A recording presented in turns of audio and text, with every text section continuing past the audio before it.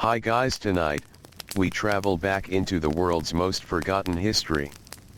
Close your eyes, relax, and drift into history. Welcome to another quiet journey through the past. Tonight's story begins in a distant forgotten age. Settle in, and let history slowly fade you into sleep. This is boring history for sleep. Relax, and step gently into the ancient world.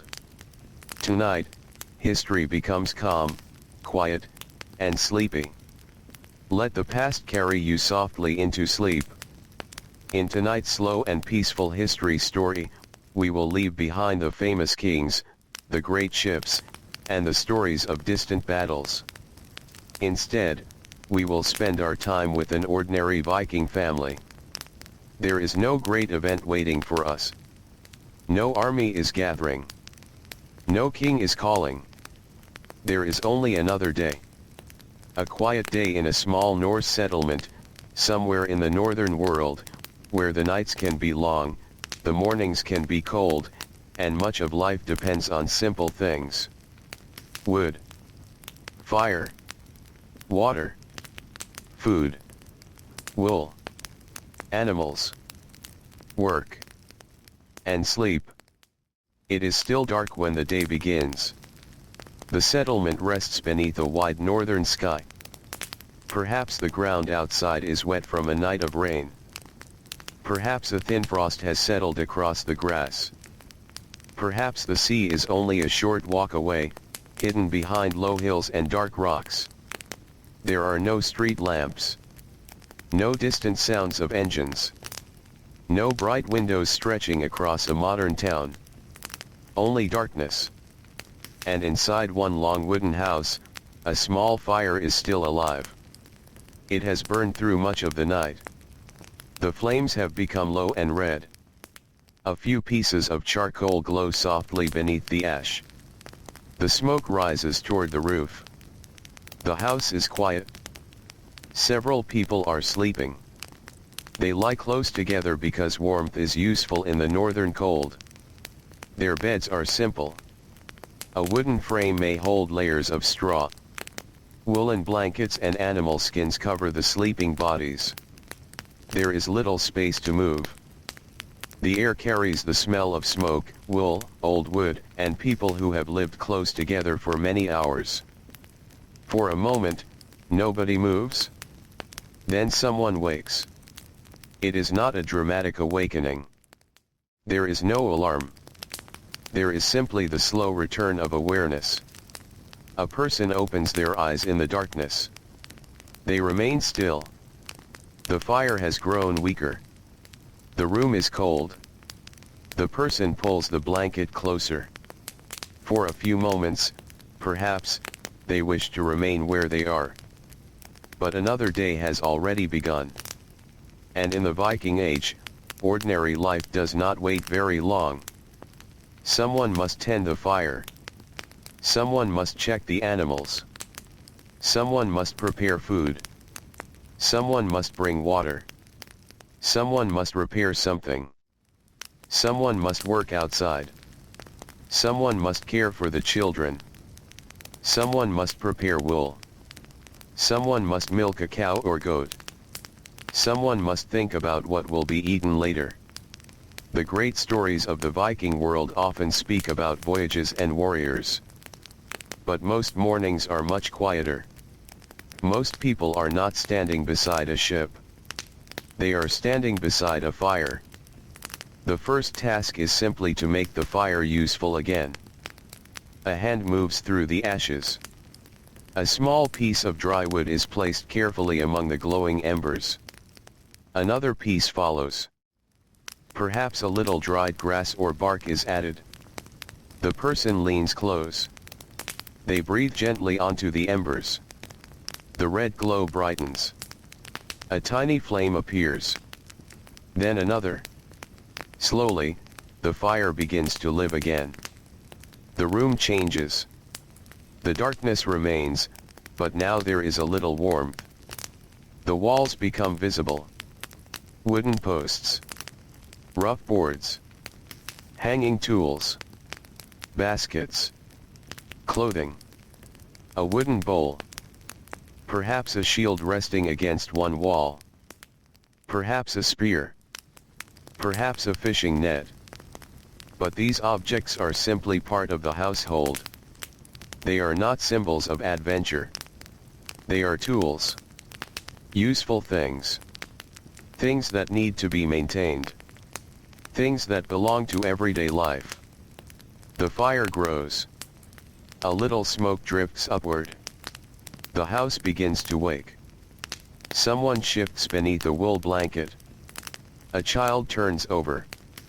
An older person sits slowly. The floor is cold. There is a moment of quiet before the first work of the morning begins. Outside, the settlement is still. A few animals make soft sounds. A horse moves in its shelter. A cow shifts its weight. Chickens, if the household keeps them, remain mostly quiet. The wind passes across the roof.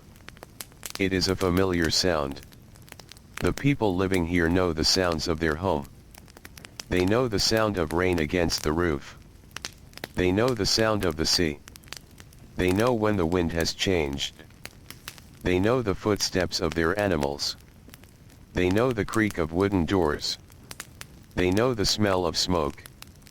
They know the feel of cold soil beneath their feet. These small details make up the world. A person steps outside. The air is colder than the air inside. The darkness is beginning to soften. Far beyond the settlement, the sky is slowly becoming lighter. There is no sudden sunrise. The northern morning arrives gradually. The person walks toward the animals. Their clothing is made from practical materials. Wool is especially important. Wool keeps warmth close to the body. Linen may also be used for some clothing. The fabric is not perfectly smooth. It has been made by hand. Much of the clothing worn by ordinary people has required many hours of work before anyone can put it on. Wool must be gathered. The fibers must be prepared. They must be spun into thread. The thread must be woven. The woven cloth must be cut. The pieces must be sewn. A simple garment represents many quiet hours. The same is true for almost everything in the household. Bread does not simply appear. Firewood does not simply appear. Warm clothing does not simply appear. A clean sleeping place does not simply appear. The ordinary world requires constant attention. The person outside checks the animals. A cow waits quietly. Its breath is visible in the cold air. The person reaches toward it. There is nothing hurried about the movement. This is familiar work. The animal has been seen every day for a long time. Perhaps the cow will provide milk for the household. Perhaps there are goats as well. Perhaps sheep are nearby. Sheep are especially valuable because they provide wool, and wool is one of the foundations of life in the northern climate. A sheep is not merely an animal. It is warmth. It is clothing. It is blankets. It is thread. It is time saved from the cold. The morning continues. Inside the house, another person begins preparing food. The meal may be simple. Porridge is common. Grains can be cooked slowly over the fire. Barley and oats are useful crops in parts of the Viking world. The pot sits above the flames. Water is added. The grain is stirred. The mixture thickens gradually. There is no need to rush. Morning food is not designed to impress anyone. It is designed to provide enough strength for the work ahead. There may be dried fish. Perhaps some preserved meat. Perhaps cheese. Perhaps butter. Perhaps berries gathered earlier in the year. Perhaps bread. The exact meal depends on the household, the season, and what food has been stored. A Viking farm is closely connected to the seasons. In summer, there is work everywhere.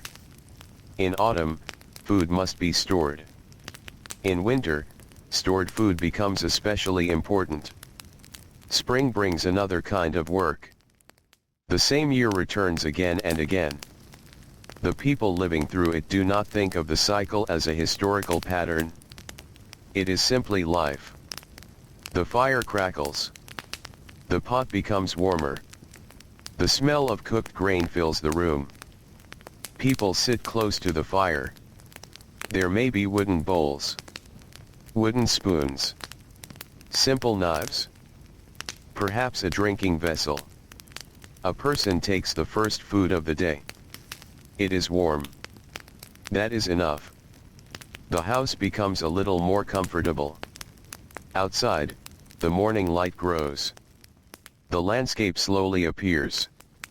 Low fields, grass, fences, wooden buildings, perhaps a small stream, perhaps a line of trees, perhaps hills in the distance. If the settlement is close to the sea, the water is beginning to show the first pale light of morning. The sea is never completely still. Even when the wind is gentle, small waves move toward the shore. They arrive. They withdraw. They arrive again. The sound is ancient. Long before these people were born, the same water moved against the land. And long after their homes have disappeared, the sea will continue moving in the same quiet rhythm. But for now, the people of the settlement are thinking about breakfast. And then work. A man may need to repair a fence. A woman may need to spin wool. A farmer may need to inspect the fields. A fisherman may need to prepare his nets. A craft worker may sit near the doorway and work with wood or bone. Children may be given small tasks. Nobody needs a complicated schedule. The day itself provides the schedule. Light arrives. Work begins. Darkness returns. Work ends. Then sleep. It is a rhythm repeated over and over. One morning becomes another. One season becomes another. One year becomes another. And much of history is made from these ordinary days. We often remember people because something unusual happened to them. A king won a battle. A ship reached a distant shore. A settlement was founded. A powerful person died. But beneath those events were thousands of ordinary mornings. People waking near a fire. People eating porridge. People repairing shoes. People carrying water. People feeding animals. People sitting beside a loom. People wondering whether the weather would remain dry. People feeling tired. People getting sick. People waiting for spring. People listening to the wind. These moments rarely enter the great stories. But they were most of life. And so we will stay with them. The family finishes the morning meal. The bowls are put aside. The work begins. One person takes a wooden bucket. The water must be collected. The source may be a nearby stream, spring, or well.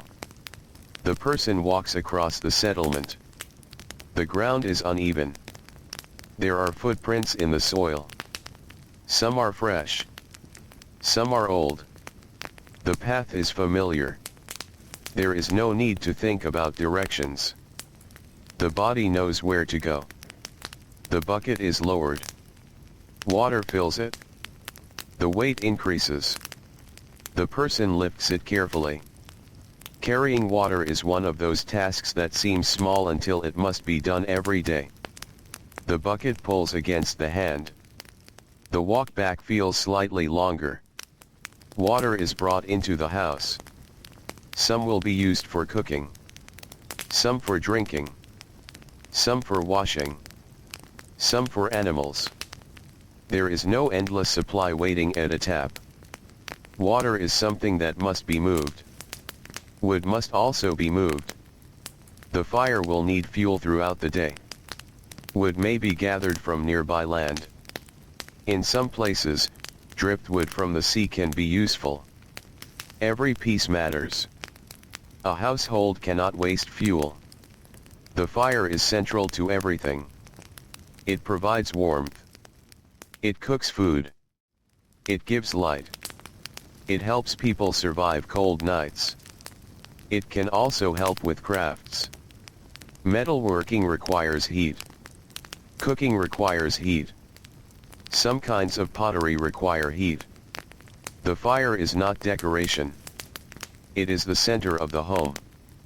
In the longhouse, people may work beside it. They may talk quietly. They may repair tools. They may prepare food.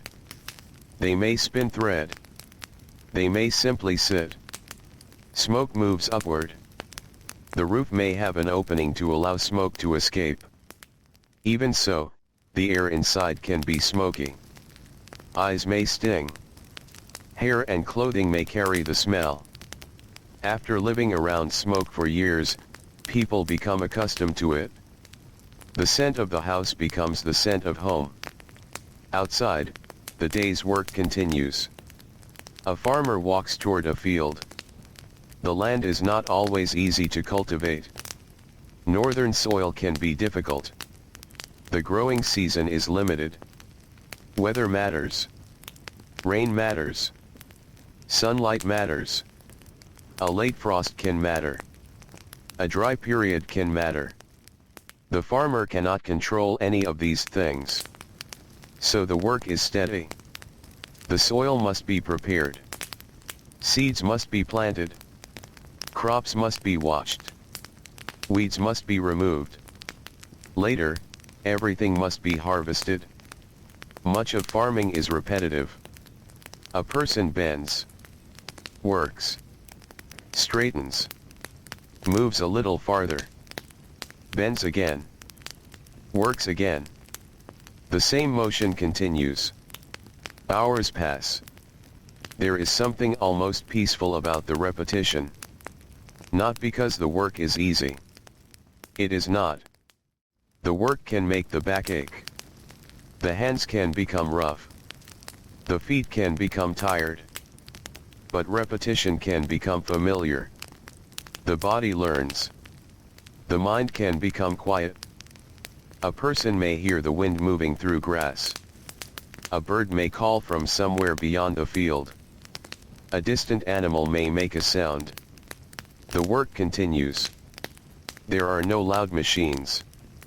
No sudden changes. Only hand tools moving through the soil. The earth is turned.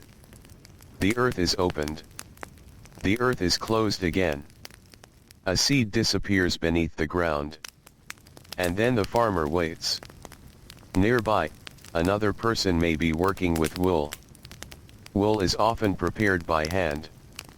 The fibers are separated. They are cleaned. They are arranged.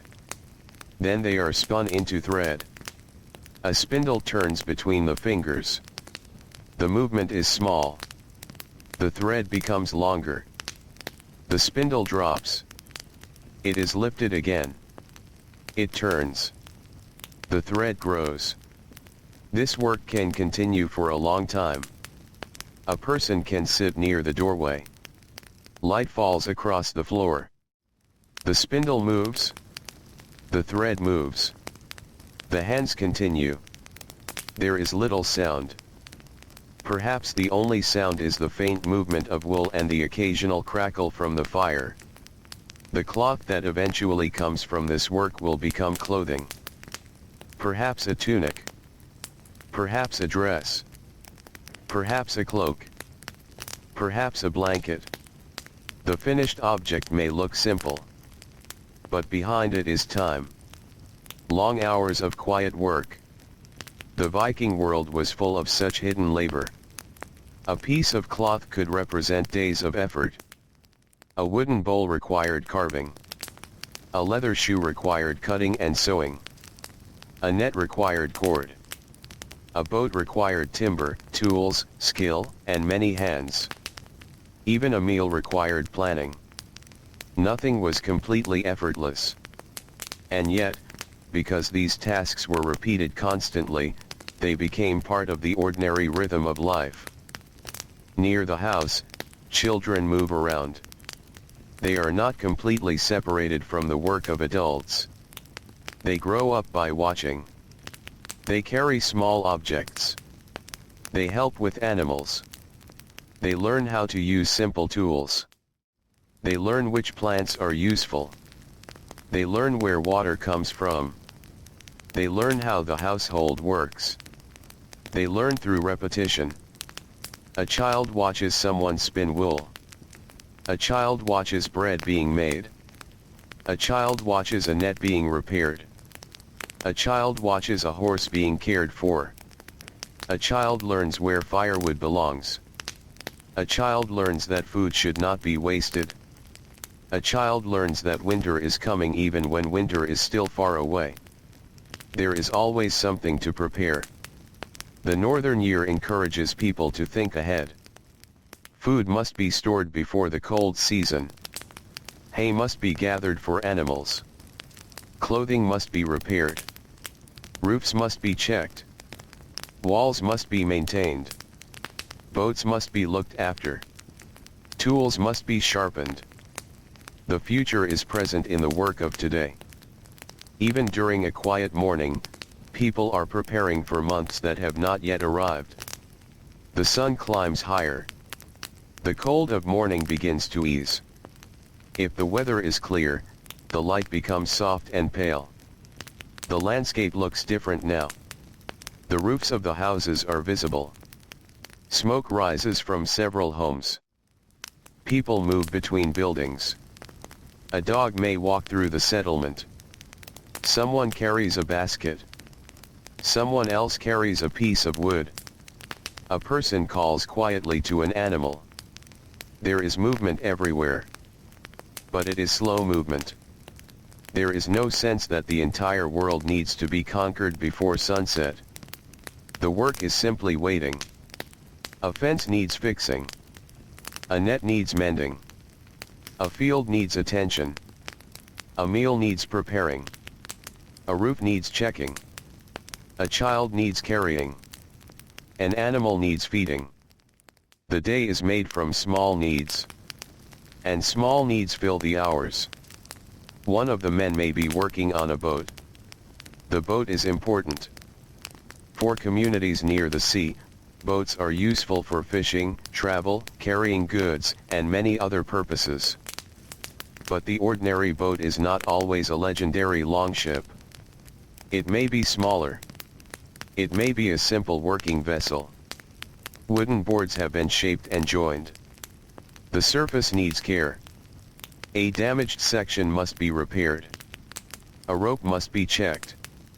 A piece of wood must be replaced. The craft worker runs a hand across the timber. He knows the material. He knows where it is strong. He knows where it has begun to weaken. A wooden tool rests nearby. Perhaps a small pile of wood chips lies on the ground. The chips smell fresh. The axe has left clean marks. The work continues. A boat is built from many small decisions. And maintaining one is also a collection of small decisions. The sea may look peaceful from the shore. But everyone knows that weather can change. The people who depend upon the sea watch it carefully. They notice the wind. They notice the clouds. They notice the direction of the waves. They do not need written forecasts. The landscape itself provides information. A fisherman may stand quietly near the shore. He looks toward the horizon. Perhaps he decides not to go out. Perhaps he waits. Waiting is also part of ordinary life. Not every plan can be followed. Weather changes. Animals become sick. Tools break. A person becomes tired. A child wakes during the night. A storm arrives. The rhythm of life is shaped by things beyond human control. And so the people adapt. They wait when waiting is necessary. They work when the weather allows it. They store what they can. They repair what they can. They endure what they cannot change. By late morning, hunger returns. The fire is stirred again. Food is prepared. Perhaps bread is baked on a hot surface near the fire. The smell moves through the house. Simple grain becomes something warm. Someone tears a piece of bread. Steam rises from a pot. There may be fish. Fish can be dried or salted for storage. There may be meat when available. There may be dairy products. Milk can become butter or cheese. These foods are valuable because they can last longer than fresh milk. A household depends on preservation. Smoking, drying, salting, fermenting, storing. These methods allow food to survive beyond the moment when it was gathered or prepared. A quiet winter meal may depend on work done months earlier. The food on the table carries the memory of summer. A piece of dried fish may have been prepared when the days were long. A grain store may have been filled during harvest. A jar of preserved food may have been prepared when the weather was warm. The household eats slowly. There is no need to describe the meal as grand. It is simply enough. Warm food. A little drink. A place beside the fire. People sitting together. For a short time, the work can pause. The body rests. The mind becomes quiet. Outside, the wind moves over the roof. Inside, someone places another piece of wood onto the fire. The flames rise. The meal continues. Then, gradually, the bowls become empty. And the day moves forward. There is always another task waiting. Perhaps the fields. Perhaps the animals. Perhaps the workshop. Perhaps the shore. Perhaps the loom. Perhaps a damaged wall. A Viking settlement is not a place where people spend a whole day doing one kind of work. Life changes with the hour. A farmer may also be a carpenter. A fisherman may also repair buildings. A household member may work with wool in 1 hour and prepare food in the next. Skills overlap. Everyone depends on everyone else. The settlement is a network of ordinary work. One person's effort becomes another person's comfort. The person who grows grain helps feed the person who makes tools. The person who spins wool helps keep the farmer warm. The person who repairs the boat helps the fisherman. The person who cares for animals provides milk, meat, leather, and wool. The person who gathers wood keeps the fire alive. No single task is enough. Life is built from cooperation. And beneath all of it is the quiet fire. Still burning. Still glowing. Still asking for another piece of wood. The afternoon slowly approaches. The shadows change. The light moves across the walls.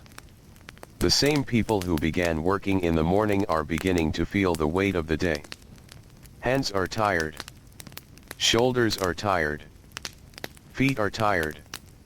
A person may stop for a moment. They lean against a wooden post. They breathe. There is no need to pretend that work is easy. Much of life is physical. People carry things. Lift things. Pull things. Cut things. Dig things. Walk long distances. Work in cold weather. Work in rain. Work beneath the summer sun. The body becomes strong through necessity. But strength does not remove tiredness. At the end of a long day, tiredness is simply part of the rhythm. And so the afternoon continues gently. The settlement grows quieter in some places. The busiest morning work is finished. Some people begin repairing smaller objects. Someone sharpens a knife. Someone fixes a handle. Someone patches clothing. Someone checks a fishing net. A small hole in a net may not seem important, but when the net is needed, a small hole can become a problem. So it is repaired now. The fingers work through the cord. Loop. Pull. Tighten. Loop. Pull. Tighten. Again and again. The work is almost meditative. The net grows whole again. Nearby, a person works with leather.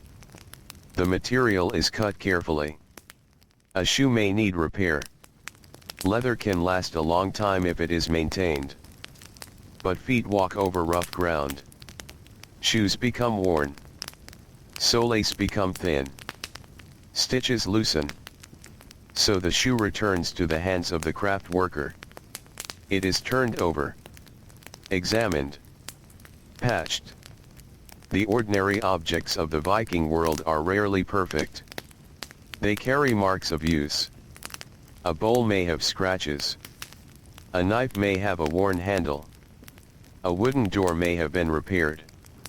A cloak may have been patched. A shoe may have been stitched more than once. People keep using things because making new things requires work. The world is made from objects that are cared for. And so the afternoon passes with quiet repairs. Outside, the animals are restless. A horse moves around its shelter. Someone brings it food. The animal's coat feels warm beneath the hand. A person checks its legs. The animal breathes softly.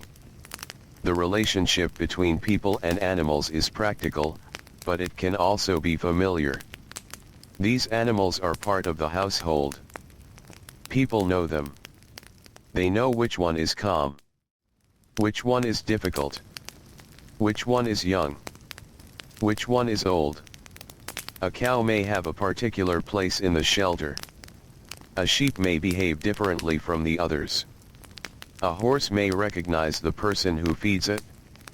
These small relationships fill the day. As the afternoon light begins to soften, another task begins. The household starts thinking about the evening meal. There is still work to do before darkness. Wood must be brought inside. Water must be checked. Animals must be settled. Food must be prepared. The house must be made ready for another night. The same simple pattern returns. Morning brought the world awake. Afternoon carried the work. Now evening is beginning to approach. The sky changes slowly. The wind becomes cooler. Smoke rises more clearly against the darker air. One by one, people begin returning toward their homes. A person walks from the field. Another comes from the shore. Someone carries a basket. Someone carries tools. A child follows an adult. The settlement becomes quieter. The long day is not finished yet. But the hardest work is beginning to end. Inside the longhouse, the fire is strengthened. The room becomes warm again. The door is closed. Outside, the northern air grows cold. Inside, people gather closer. For a little while, nobody needs to go anywhere. The world outside can wait. The evening meal begins. And slowly, as the light fades beyond a doorway, the ordinary Viking day moves toward its quietest hours. The evening meal begins quietly, with the fire giving off a steady warmth and the last pale light disappearing beyond the doorway. There is no great ceremony. People simply settle where there is room. Someone brings the food closer to the fire. Someone pours a drink. A child sits beside an older family member. A tired worker stretches their legs and rests their hands for a moment. After the long hours outside, the warmth feels good. The house seems smaller now. More sheltered. The wooden walls hold back the cold. The roof keeps out the wind. The fire makes a soft, familiar sound. And for a while, the ordinary work of the day can be left outside. Food is passed around. Perhaps there is thick porridge. Perhaps bread. Perhaps fish that was caught earlier and preserved for later meals. There may be meat if the household has it. There may be cheese or butter. There may be vegetables or herbs gathered from nearby land. The meal depends on the season. A summer evening may offer fresh foods that are difficult to keep during winter. A winter evening depends more heavily on stored supplies. Either way, the food is useful. It fills the stomach. It gives strength. It makes the body feel a little warmer.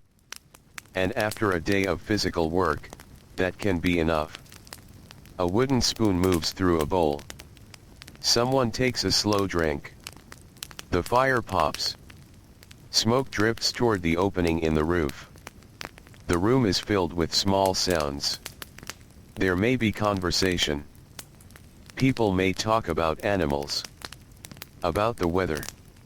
About work that needs to be done tomorrow. About someone who visited the settlement. About a broken tool. About a field. About a boat. About a neighbor. The conversation does not need to be important. Most conversations in any age are not about events that will later be remembered. People talk because they are together.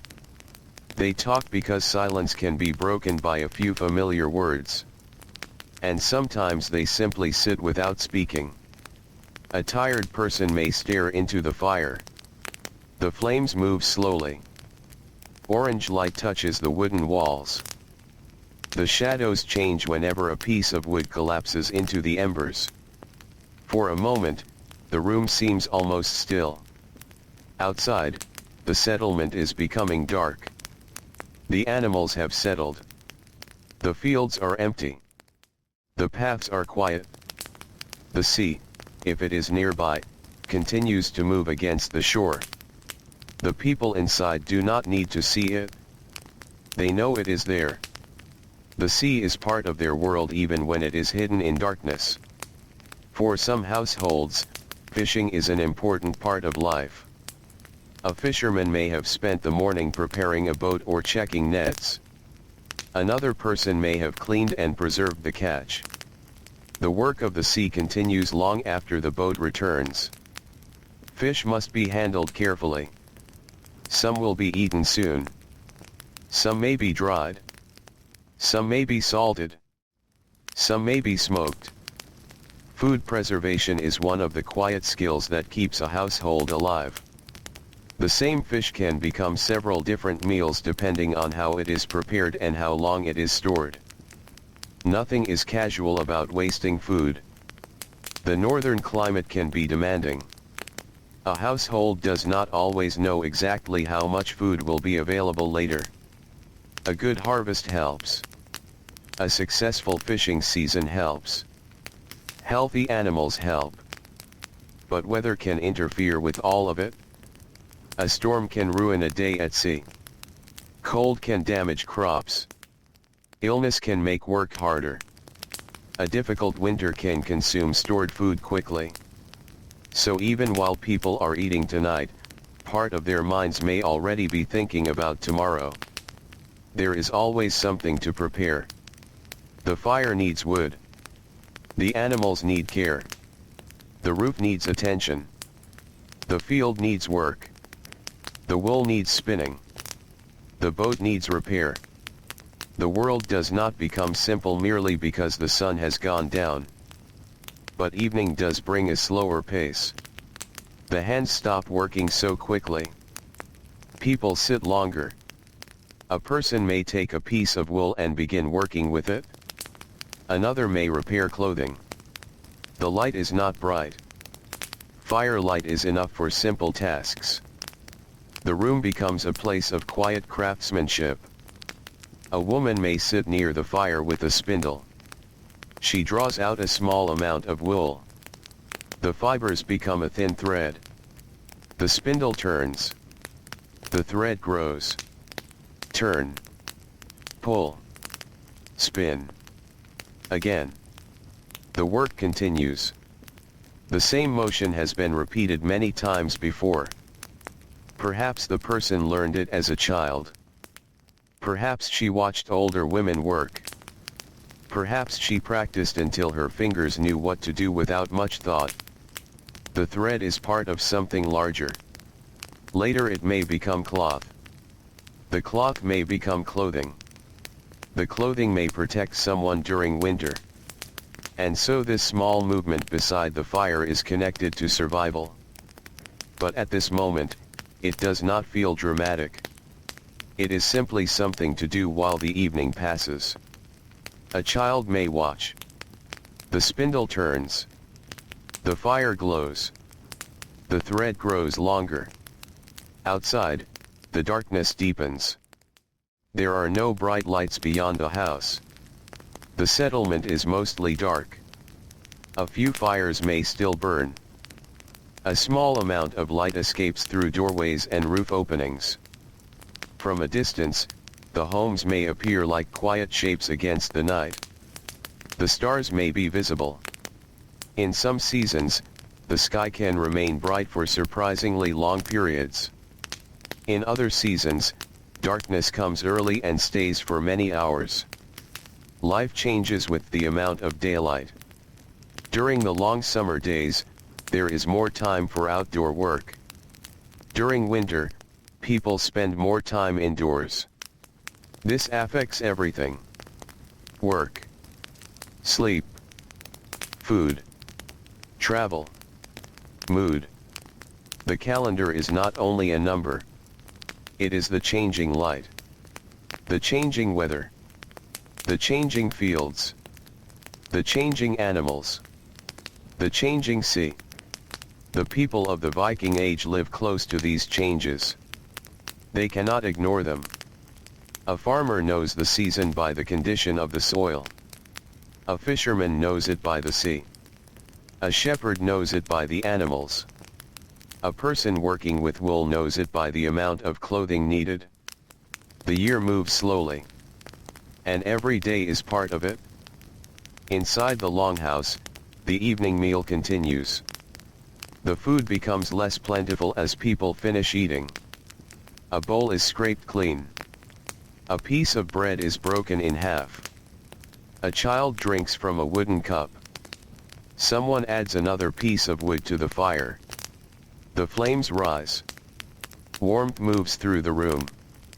There is a feeling of safety. Not perfect safety. Life in the Viking Age could be difficult. People became ill. Children sometimes died young. Injuries were common. Winter could be dangerous. Food could become scarce. A storm at sea could change everything. But inside the house, beside the fire, there is still a moment of comfort. People have survived another day. They have eaten. They are together. The animals are sheltered. The fire is burning. For tonight, that is enough. A person may begin to feel sleepy. The tiredness of physical work arrives fully now. During the day, there were tasks that demanded attention. Now there is nothing urgent. The body becomes heavy. The shoulders relax. The eyes begin to close for a moment. Then open again. Someone else may yawn. The sound is quiet. Nobody needs to explain it. Night is doing what night has always done. It is slowing the world. The older members of the household may remember other evenings. Other winters. Other harvests. Other years. The younger people may be thinking about tomorrow. Perhaps a child is still awake because the fire is interesting. Perhaps the child listens to adults talking. The voices rise and fall softly. There may be stories. The Viking world had a rich tradition of storytelling. People could remember family histories, old stories, poems, stories about gods and ancestors, stories about journeys. But even these stories do not have to be dramatic. Sometimes a person simply tells something remembered from long ago. The listeners sit close. The fire burns. The story moves slowly through the room. Outside, the wind presses against the walls. The roof creaks. Someone adjusts a blanket. The house settles into the night. Eventually, the meal is finished. There is still a little cleaning to do. Bowls must be moved. Food must be covered or stored. The fire must be managed. Nothing should be left in a way that creates unnecessary trouble. The household moves through these final tasks almost automatically. Someone washes a bowl.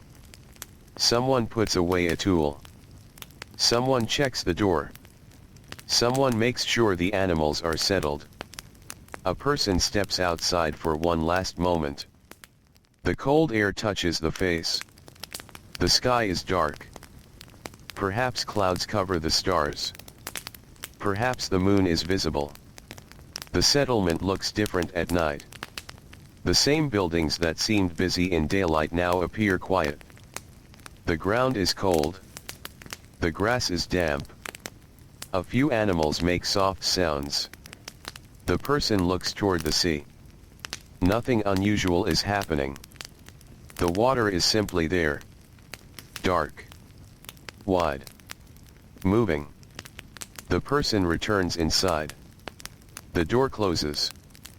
Warmth returns. This small movement between cold and warmth is part of every winter evening.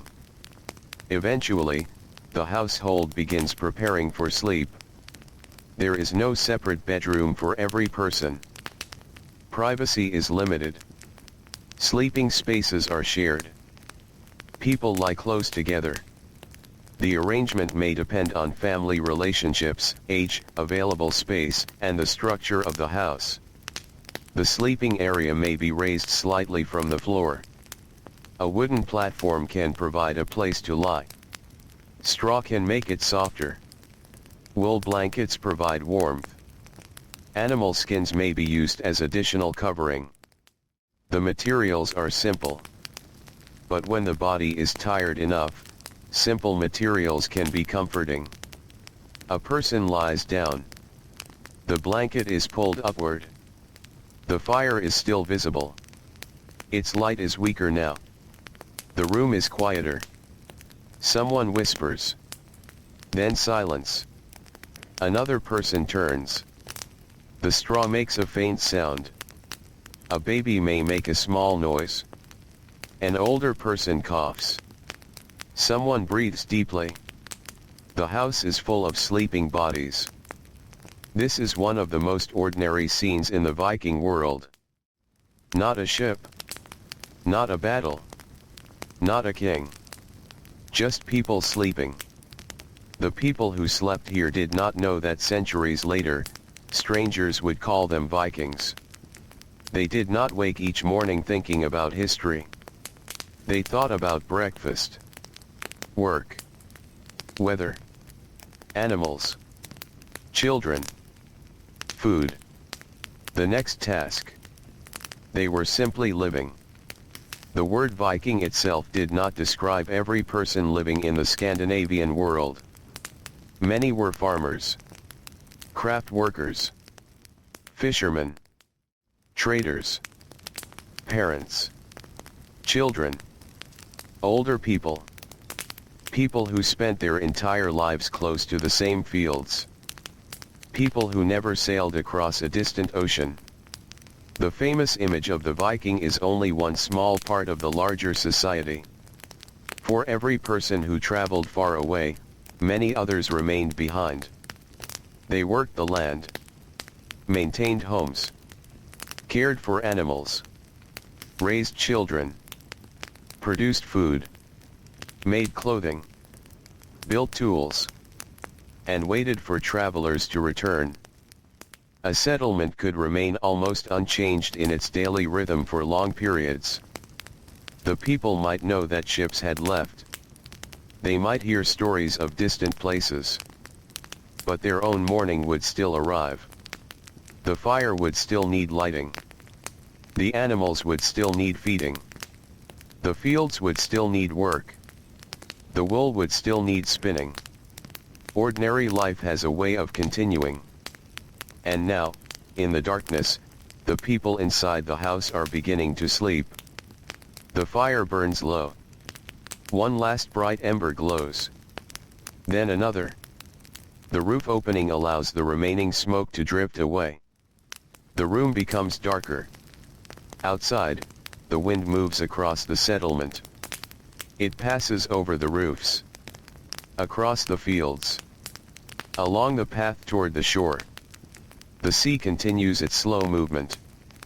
Wave after wave. There is no one standing there now. No fisherman. No traveler. No worker. Only the water. And the night. Back inside the longhouse, sleep comes gradually. A person's breathing becomes slower.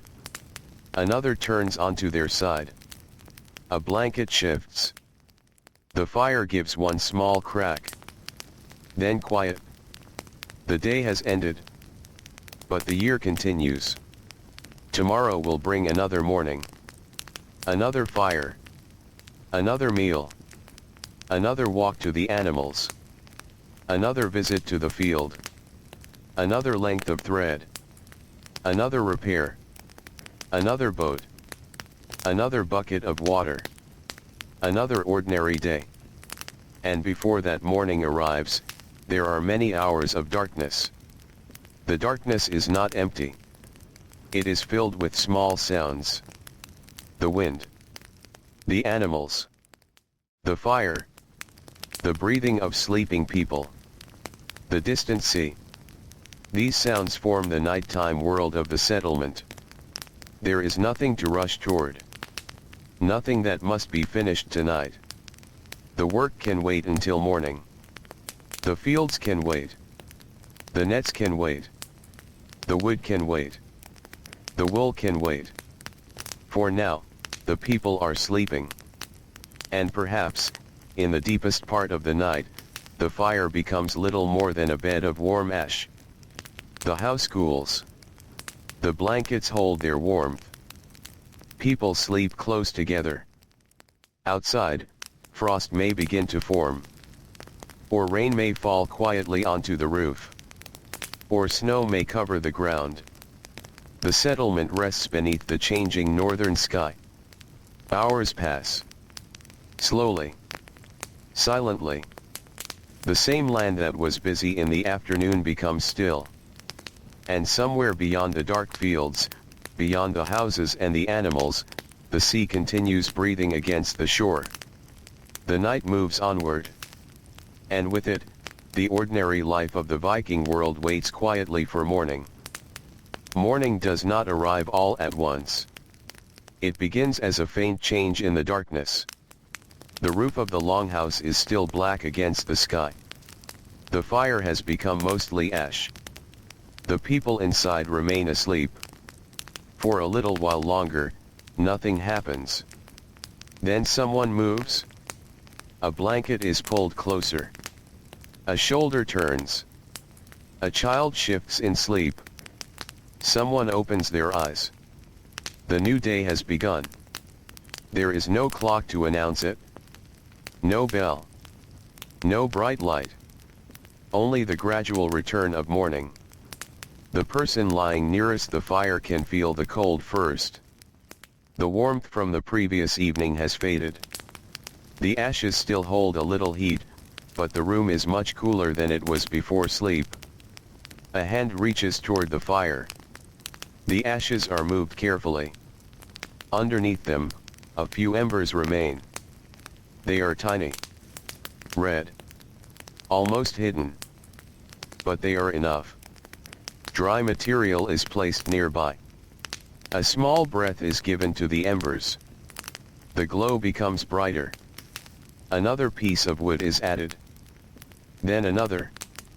The fire begins again. This is how another day is made. Not from some great announcement.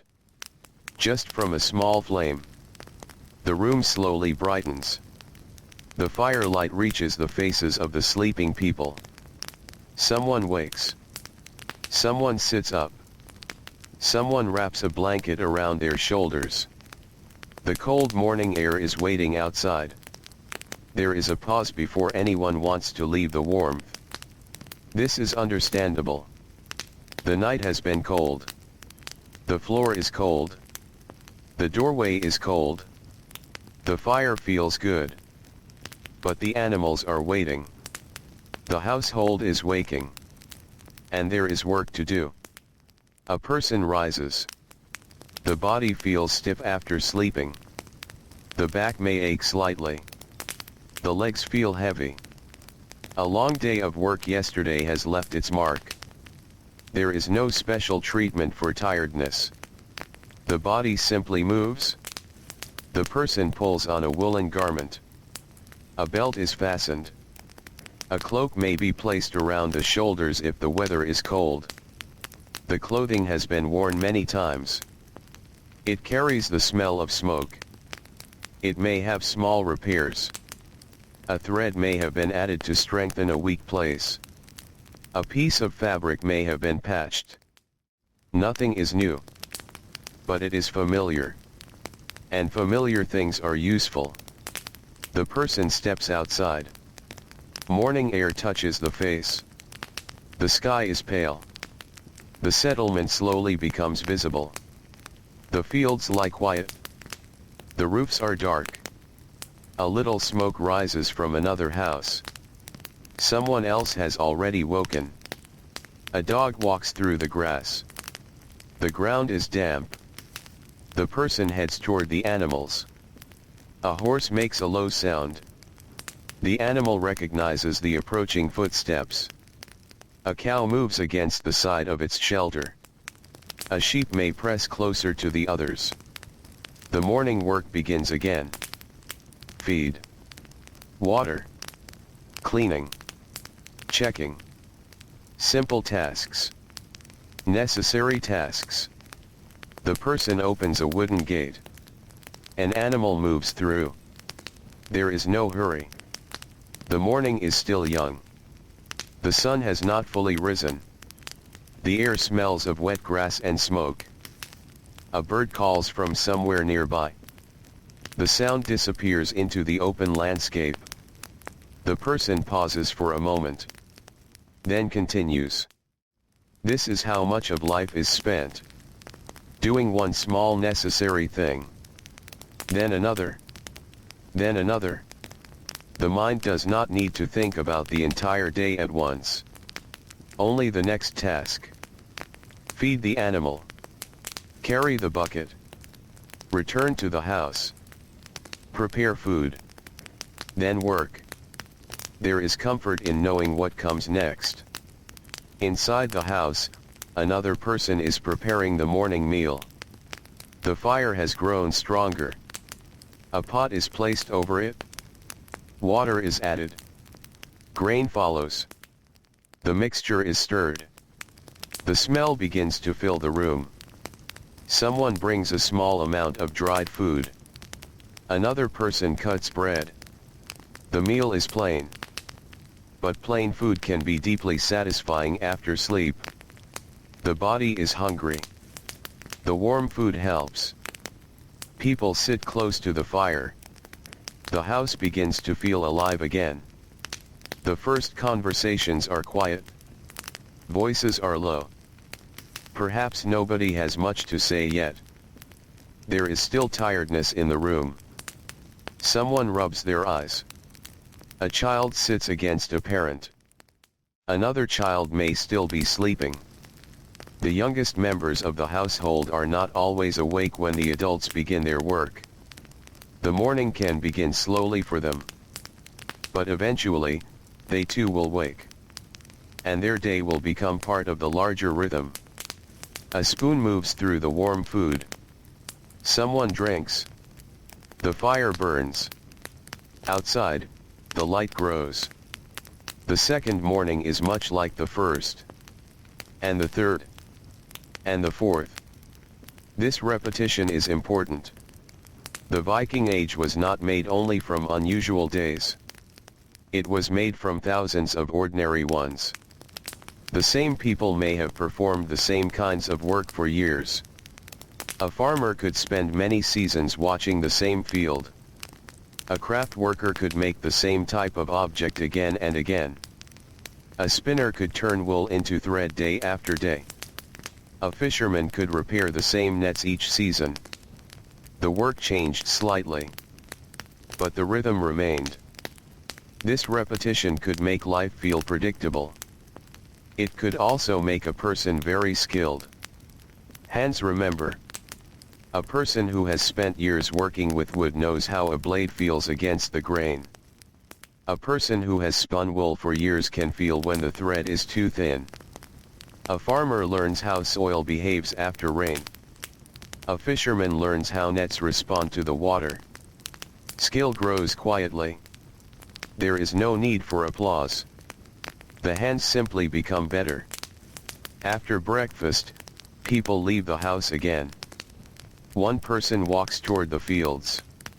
Another carries a bundle of wood. Someone checks a fence. Someone brings a tool toward a workshop. The settlement is awake now. More smoke rises from the roofs. More footsteps cross the paths. Animals make more noise. The day is moving. Near one building, a craft worker begins working with wood. A block of timber rests on a low surface. The worker studies it. The shape is not yet obvious. But the worker knows what it can become. Perhaps a bowl. Perhaps a handle. Perhaps a spoon. Perhaps part of a tool. The first cut is made. Wood falls away. Another cut. Another. The sound is quiet. Tap. Scrape. Tap. Scrape. The rhythm continues. Woodworking is patient work. A mistake can ruin the piece. So the worker moves carefully. The tool is held firmly. The blade follows the grain. The surface slowly changes. A simple object begins to appear. A bowl, perhaps.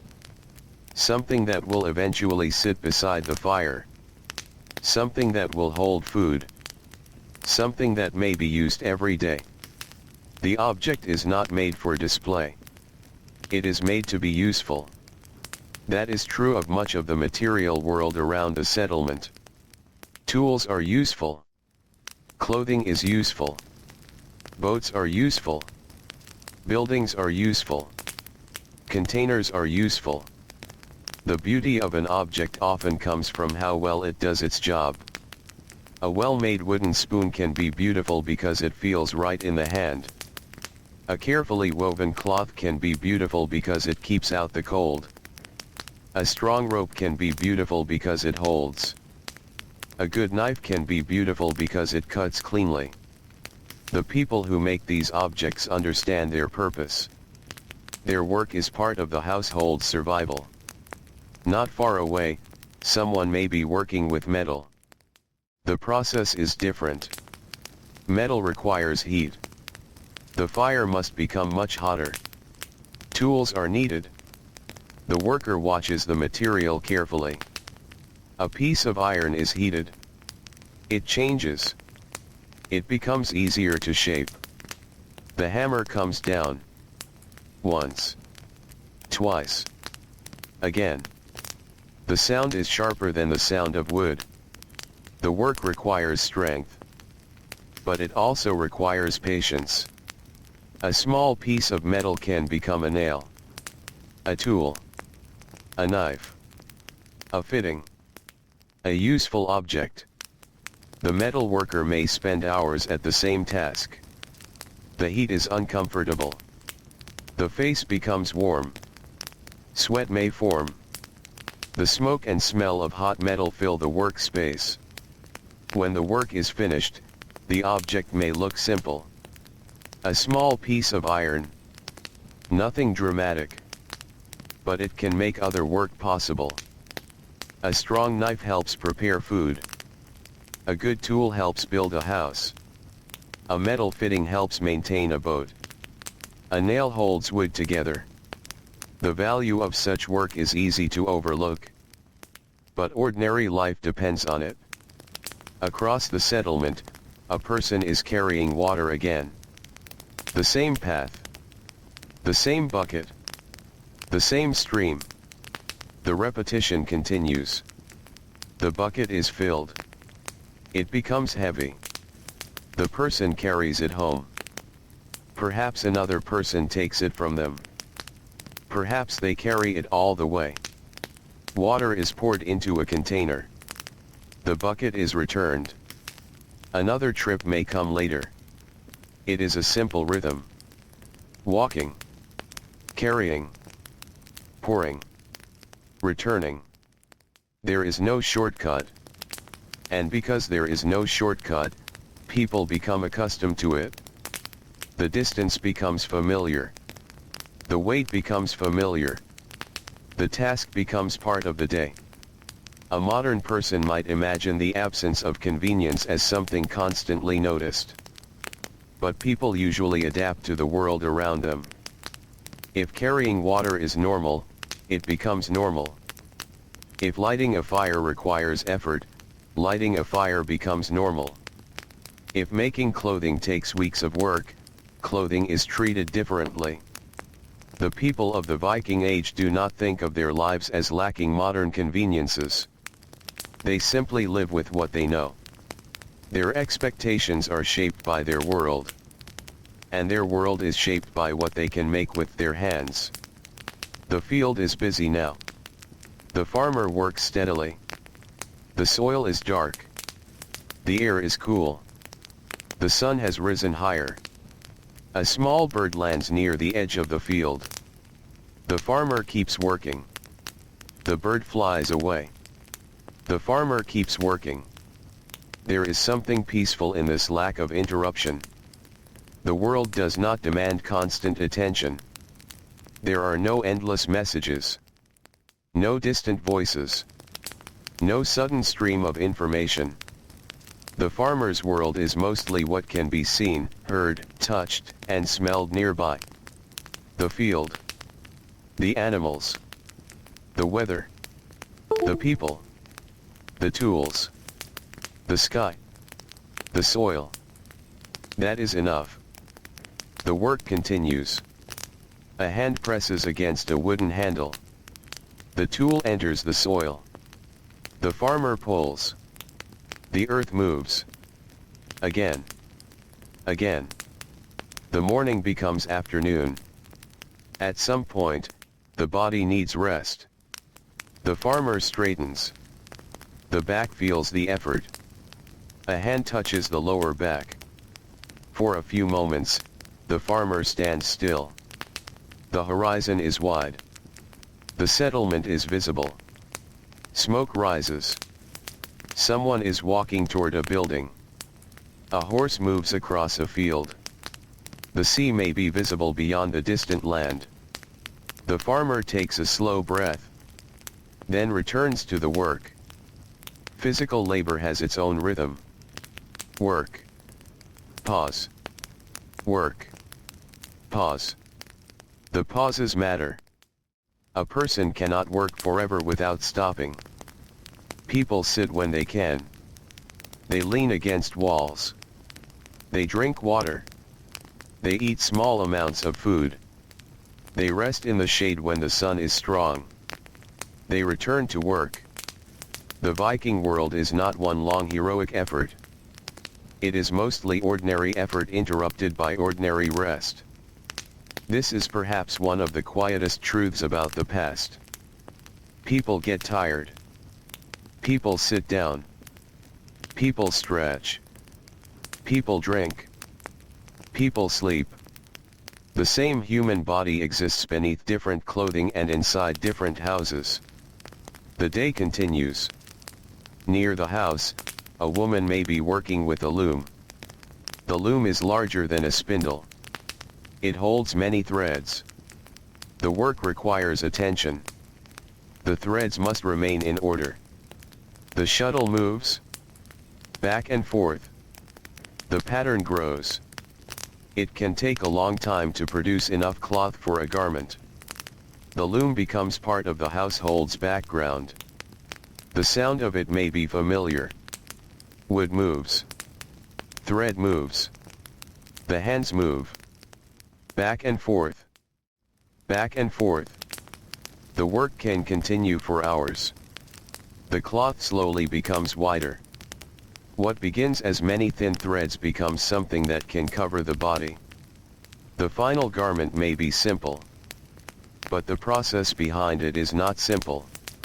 The Viking household contains many such hidden processes.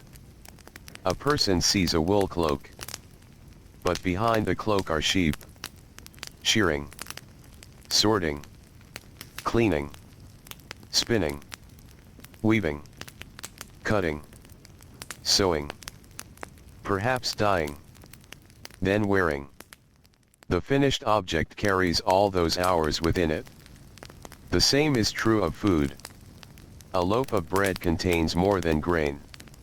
It contains land, seed, rain, sun, harvest, grinding, mixing, fire, time. The ordinary objects of the Viking world are full of work. And because people are surrounded by these objects every day, they may not think about the entire chain of effort. They simply use them. A person wraps a cloak around their shoulders. A person eats bread. A person holds a wooden bowl. A person steps into a leather shoe. Life moves forward. The afternoon becomes warmer. If it is summer, the sun may remain high for a long time. People can work for many hours. The long daylight makes it possible. In winter, the opposite happens. The daylight is short. The workday changes. People spend more time indoors. This seasonal difference gives the Viking year a different feeling. Summer is full of activity. Grass grows. Animals feed. Fields need attention. Hay must be gathered. Food must be collected. Boats can travel more easily. The world feels open. Winter is slower. The landscape becomes quiet. The ground may freeze. Snow may cover the fields. Storms may keep people indoors. The household becomes more important. People repair things. Spin wool. Work with wood. Prepare food. Tell stories. Care for animals. Wait. But right now, imagine a summer day. The light remains bright. The grass is green. The air carries the smell of earth and water. The settlement is active. People move from one task to another. A fisherman returns with a catch. Someone carries the fish toward the house. Another person prepares a place to clean it. The fish are washed, cut, prepared. Some are eaten. Some are preserved. The work is efficient because it has been done many times. There is little wasted movement. Hands know what to do. The knife moves carefully. The fish is opened. The useful parts are separated. The remains are discarded or used where possible. The work continues. A child may watch from nearby. Children learn by watching. The adult does not need to give a long lesson. The child simply sees. Again and again. Over the years, knowledge becomes part of the body. How to hold a knife. How to tie a knot. How to feed a horse. How to spin thread. How to light a fire. How to carry a bucket. How to recognize weather. How to repair a roof. These skills are not written down in a book for every person. They live in people. They pass from one generation to another. A child grows into an adult who repeats the same motions. And the settlement continues. The afternoon wind moves through the grass. The sea glimmers in the distance. A boat rests near the shore. Its wooden sides have dried in the sunlight. Someone inspects it. The hull is checked. The ropes are checked. The oars are checked. A small repair is needed. The work begins. The boat will be needed again. Perhaps tomorrow. Perhaps later in the week. Perhaps when the weather is right. There is no reason to rush. The important thing is to keep it ready. A working boat is part of the household's security. It can bring food. It can carry people. It can connect one settlement to another. It can carry goods. It can become a path across water. But today, it is simply a wooden object that needs maintenance. The person working on it sits down. A tool rests against the side. Wood is scraped. A small shaving falls. The worker brushes it away. Another shaving falls. The work is quiet. The afternoon continues. Eventually, the person stands and looks at the repair. It is good enough. The tool is put away. The work is finished for now. Nearby, someone calls. Perhaps food is ready. Perhaps another task is needed. The worker walks back toward the settlement. The day is moving again. By now, the sun has begun to change position. Shadows stretch longer. The heat, if there has been any, begins to soften. People are still working, but the pace is less intense. The day is slowly turning toward evening.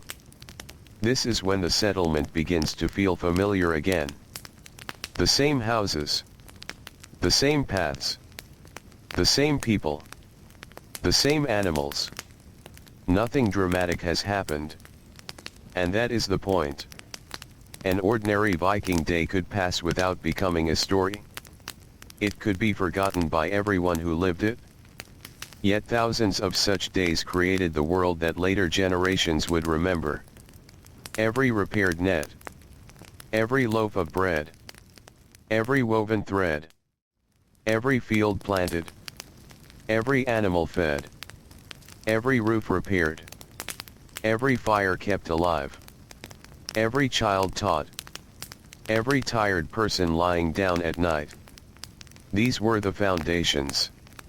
And as the light begins to soften, people start preparing for another evening.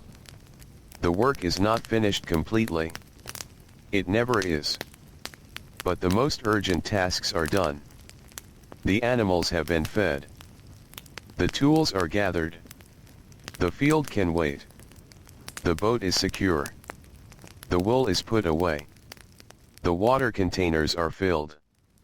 The firewood is brought closer to the house. One person carries a bundle. Another carries a smaller piece. A child may drag a stick behind them. The settlement grows quieter. The same path that was busy in the morning is now covered with long shadows. Smoke rises from the houses. The smell of cooking begins to spread through the air. People return home. And once again, the ordinary Viking day moves gently toward the firelight. The evening is waiting. The longhouse is waiting. The tired body is waiting for warmth. And beyond the settlement, the sea continues its slow movement beneath the changing sky. The evening settles over the settlement with the same quiet patience that has marked the whole day. The last light rests along the hills. The fields become darker. The grass loses its bright color and turns into soft shapes beneath the fading sky. A few people are still outside. They are finishing the smallest tasks. A gate is closed. A tool is carried inside. A rope is coiled. A bucket is left where it can be found easily in the morning. An animal is checked one last time. Then the door closes. The outside world becomes quieter. Inside the longhouse, the fire is already burning. Someone has placed fresh wood on the embers. The flames rise gently. Warm light moves across the walls. It touches the wooden bowls, the hanging clothing, the tools, the sleeping places along the sides of the room, the faces of the people returning from work. For those who have spent much of the day outside, the warmth is comforting. A person sits near the fire. They remove their outer cloak. Their hands are tired. The fingers may be rough from work. The skin may be cracked from cold weather. The body carries the small aches of another ordinary day. But the house is warm. And that matters. Someone begins preparing food. The meal is not large enough to impress a visitor from another world. It does not need to be. There may be a thick stew. Perhaps fish. Perhaps meat. Perhaps grain. Perhaps vegetables stored from earlier. There may be bread, butter, cheese, or something preserved during the warmer months. The food is placed near the fire. The smell slowly spreads. People become more alert. Even tiredness cannot completely hide the feeling of hunger. A child watches the pot. An adult stirs it. The fire makes the sides of the pot warm. Steam rises. The room becomes fragrant with food and smoke. Someone takes a wooden bowl. Another person brings a spoon. The meal begins. There is a quiet pleasure in warm food after a long day. The first mouthful is hot. The second is easier. People eat slowly. They are not in a hurry. The work is finished for today. At least most of it. The next day will bring more. But tonight belongs to the household. A person leans closer to the fire.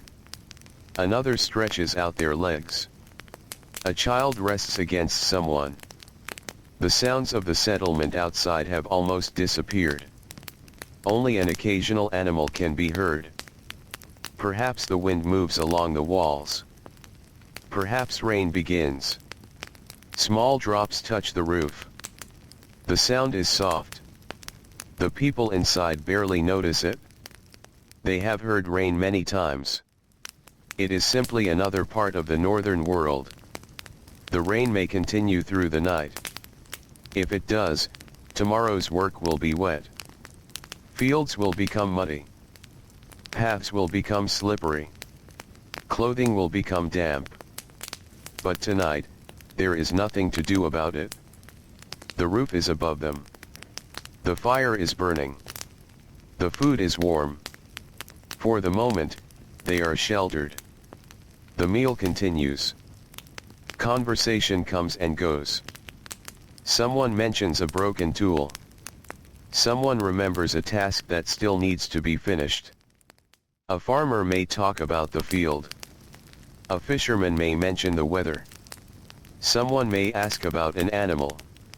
A person may say that a child has been sleeping badly. These are the small concerns of life. No one knows which of them will become important tomorrow. Perhaps none will. Perhaps everything will remain ordinary. The people simply talk. Then the conversation becomes quieter. The fire becomes the center of attention again.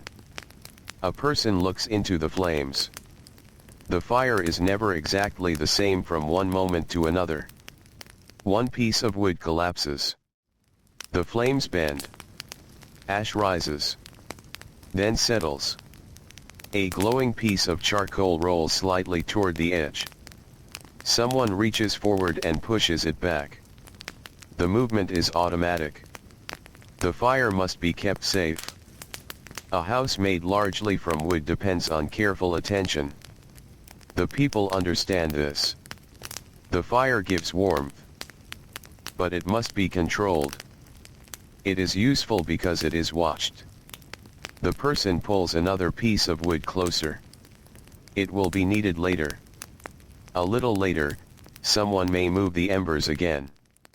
The fire will be kept alive through the evening, perhaps through the night. In the northern world, keeping a fire alive is one of the quiet duties of the household. It is part of survival. The same fire may have burned for many hours. Perhaps some of its embers were carried from the previous night. The flame has been passed from day to day. The household depends on it. And while the fire burns, the people work with their hands. One person repairs a garment. The cloth is spread across the lap. A needle passes through it. In. Out. In. Out. The tear becomes smaller. A thread is pulled tight. The fabric is held carefully. The repair does not need to be beautiful. It needs to be strong. A garment that is repaired can be worn again. That means one less piece of cloth must be made. One less long process. One less burden on the household. Another person may be making cord. Fibers are twisted together. The fingers work steadily. The cord becomes stronger. A useful rope can be made from simple plant fibers. It may be used for many things. Tying, carrying, fishing, building, securing. A small length of cord can have many purposes. Again, the world is built from simple materials. Wood, wool, leather, plant fiber, iron, bone, stone. Each material has its place, and each requires knowledge.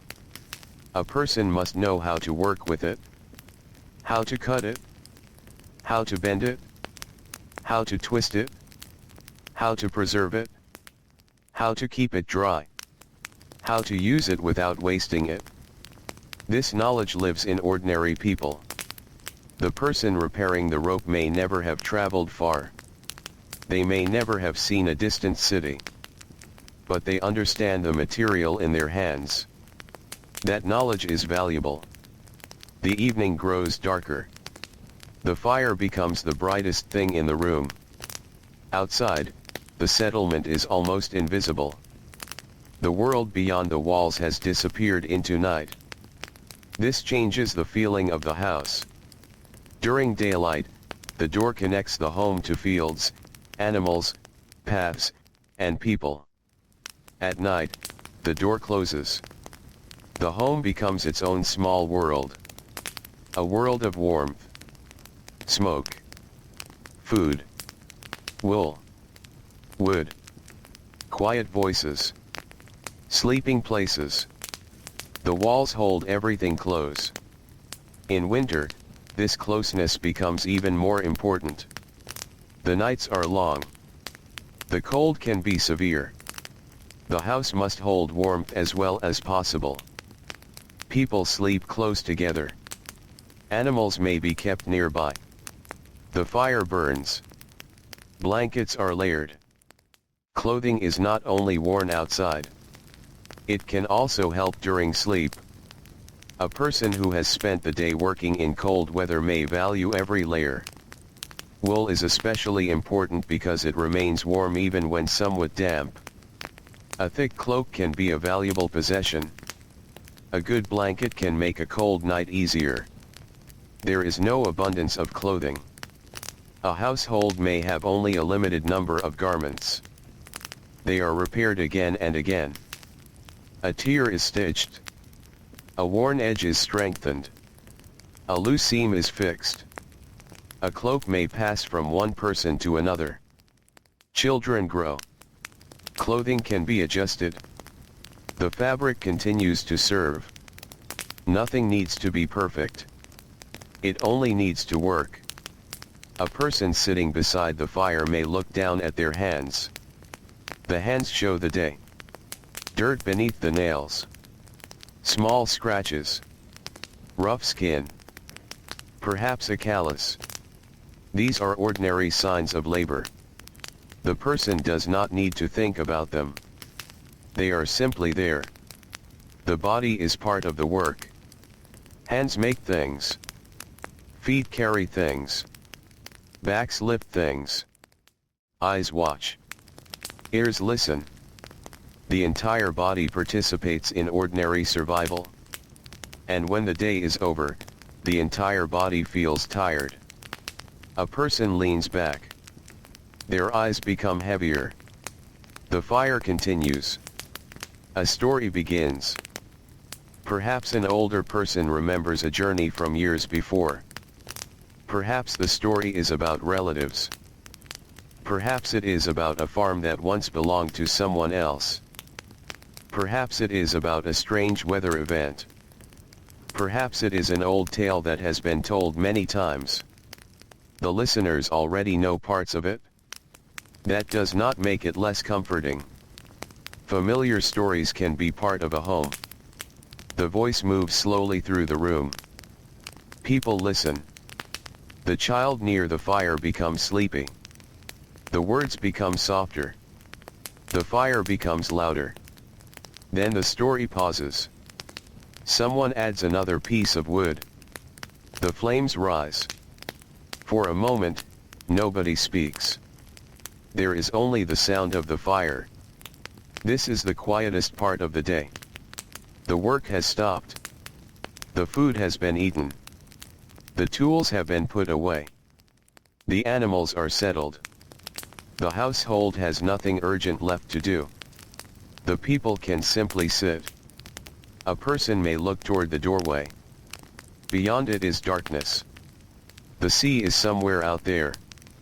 The fields are there. The trees are there. The paths are there. But they can wait. The person turns back toward the fire. Warmth touches their face. Their eyes close briefly. Then open. Someone else has already fallen asleep. The head rests against a folded blanket. The body is still. The room is quiet. This is how tiredness spreads through a household. Slowly. One person sleeps. Then another. Then another. Eventually, the voices disappear. Only the fire remains awake.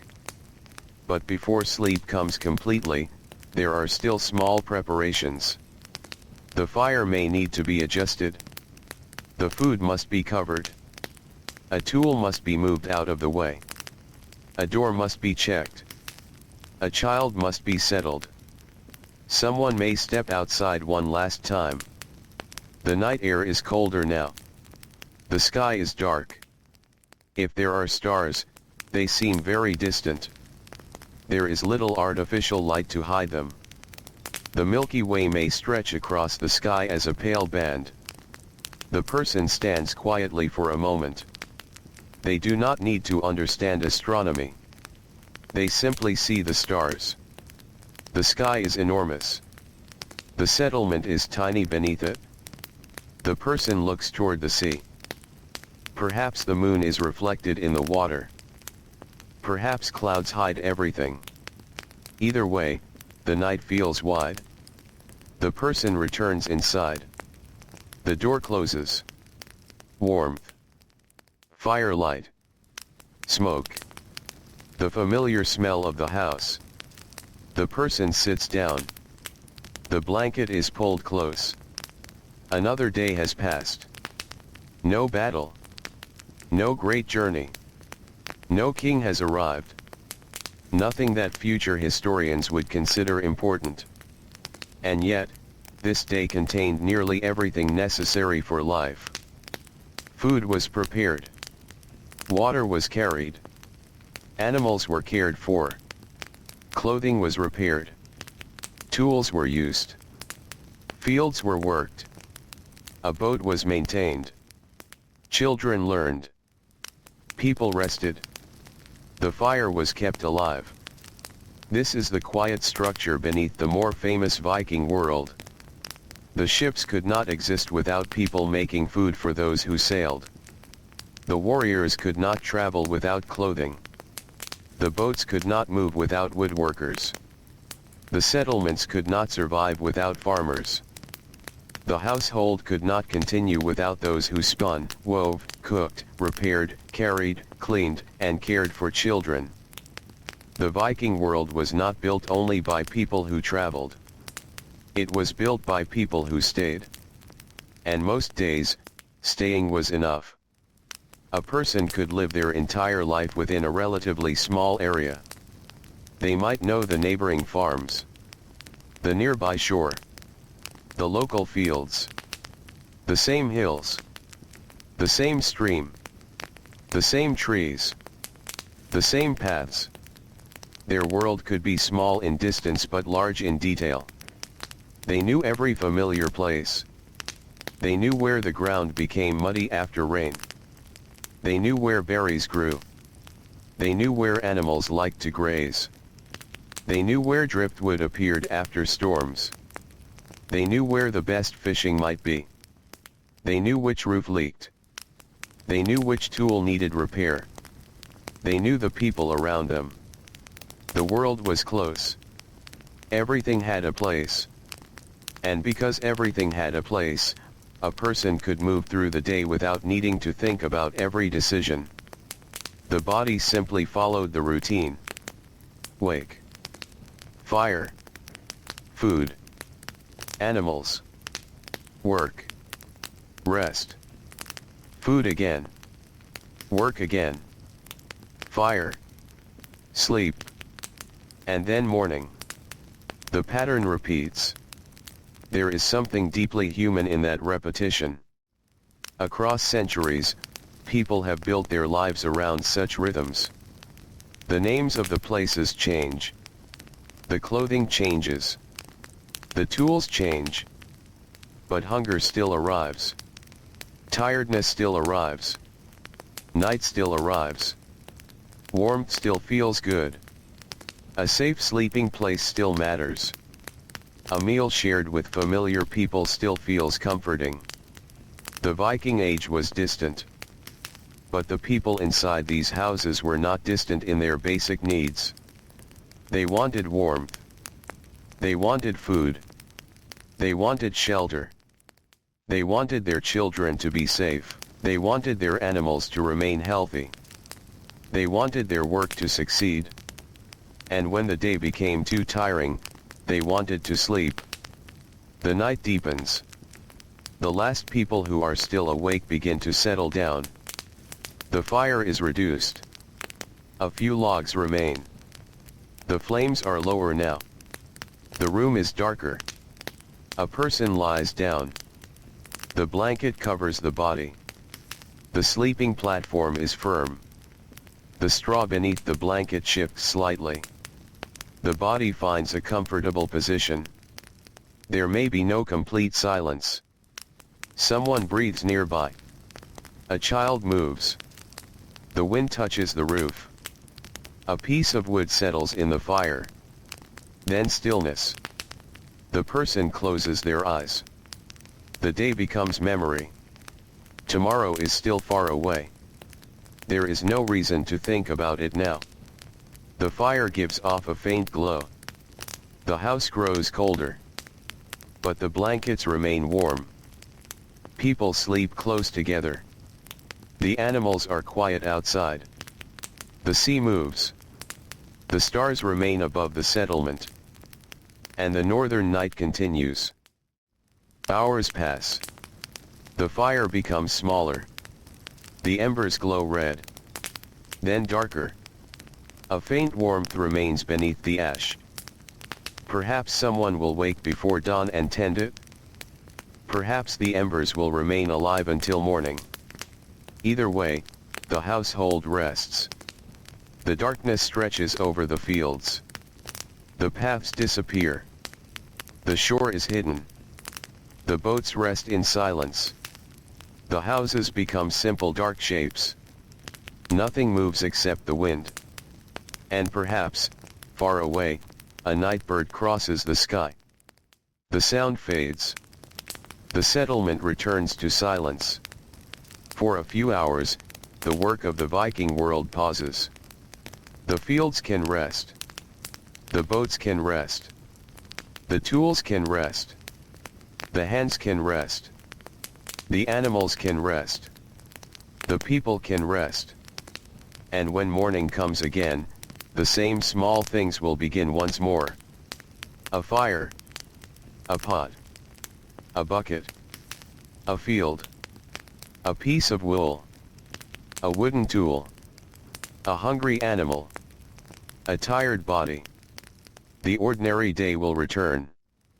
Not because anyone is seeking glory, but because life continues. And so, in the quiet darkness of the longhouse, the Viking household sleeps. Outside, the cold air moves slowly over the grass. The sea keeps its patient rhythm. The wooden buildings remain still. Above them, the northern sky stretches endlessly into darkness. And beneath that sky, another ordinary night passes quietly, carrying the household toward another ordinary morning. The night has almost finished its long journey across the settlement. The darkness is beginning to thin. The fire beneath the ash still holds a little warmth. The people remain asleep. For now, there is no work. No one is carrying water. No one is feeding animals. No one is repairing a boat. The fields are empty. The paths are still. The sea continues moving beyond the settlement, its quiet waves touching the shore again and again. Then, slowly, the sky begins to change. It is not yet daylight. It is only the first hint that darkness will eventually leave. A grayness appears above the horizon. The roof of the longhouse becomes visible. The trees are no longer completely black. The world begins to return. Inside the house, someone turns in their sleep. Another person opens their eyes. For a few moments, they remain still. The body is warm beneath the blanket. The room is cold. The fire is low.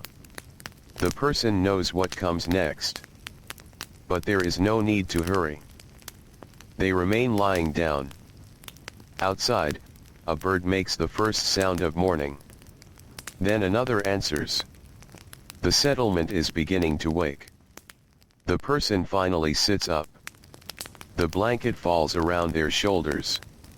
They look toward the fire. The ash is moved. A small ember glows underneath. There it is again. That tiny red point of warmth. The beginning of another day. A piece of dry wood is placed carefully over it. The person bends close. They breathe gently. The ember brightens. A thin flame appears. The person waits. Another piece of wood. The flame grows. Light begins to fill the room. The same simple action has happened countless times. Yesterday. The day before. Last month. Last winter. Perhaps when the person was a child. The fire is one of the few things that must be renewed every day. It is almost like greeting an old companion. The person sits beside it. Their hands warm slowly. They rub them together. The first warmth of morning spreads through the fingers. Outside, the air remains cold. Inside, the fire grows stronger. The household begins to stir. Someone coughs quietly. Someone turns beneath a blanket. A child makes a small sound. The sleeping house is becoming awake. And once again, the ordinary rhythm begins. The person who wakes first may be responsible for several early tasks. The animals cannot wait all morning. The fire cannot be ignored. Water must be brought. Food must be prepared. The day has its own demands. The person stands. The floor is cold. They step carefully. A cloak is placed around the shoulders. The door opens. Cold air enters. For a moment, the warmth of the house disappears into the outside air. Then the door closes behind them. The morning is pale. The grass is wet. If it is autumn, fallen leaves may cling to the ground. If it is winter, frost may cover everything. If it is spring, the air may carry the smell of wet earth. If it is summer, the morning may already be bright. The season changes the feeling of the same routine. But the routine remains. The person walks toward the animals.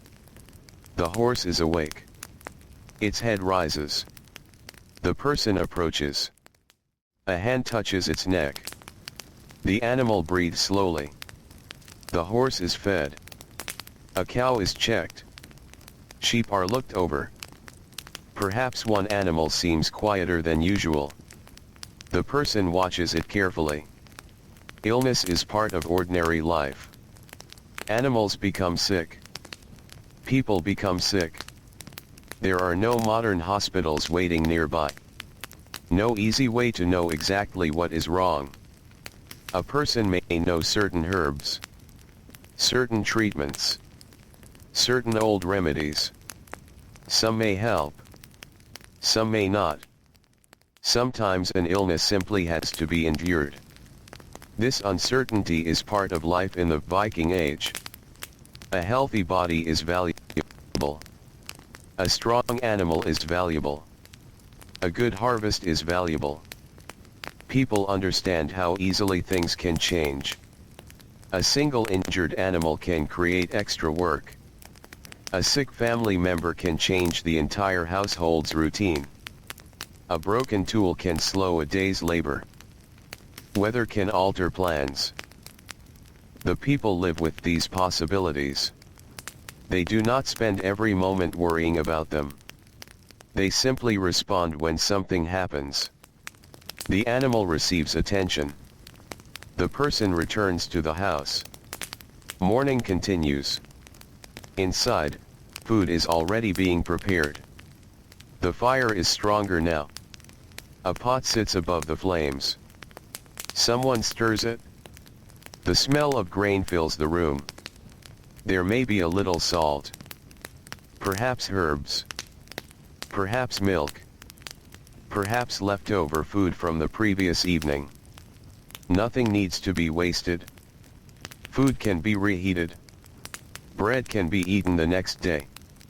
Dried fish can remain useful for a long time. The meal is placed into wooden bowls. People gather. The house is warm. The morning light enters through the doorway. A person takes a spoonful. The food is hot. The body begins to wake fully. This simple meal will provide energy for the work ahead.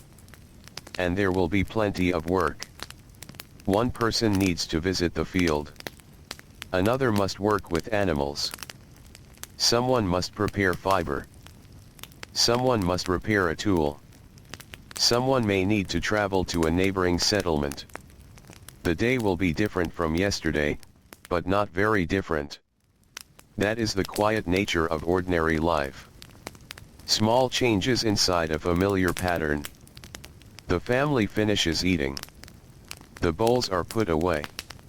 The first people leave the house. The morning air is still cool. The sun rises higher. The settlement slowly becomes active. Footsteps appear on the paths. Smoke rises from several roofs. A dog moves between houses. A child carries a small object. An older person sits near a doorway. The day has started. Beyond the settlement, the land opens. Fields stretch toward the hills.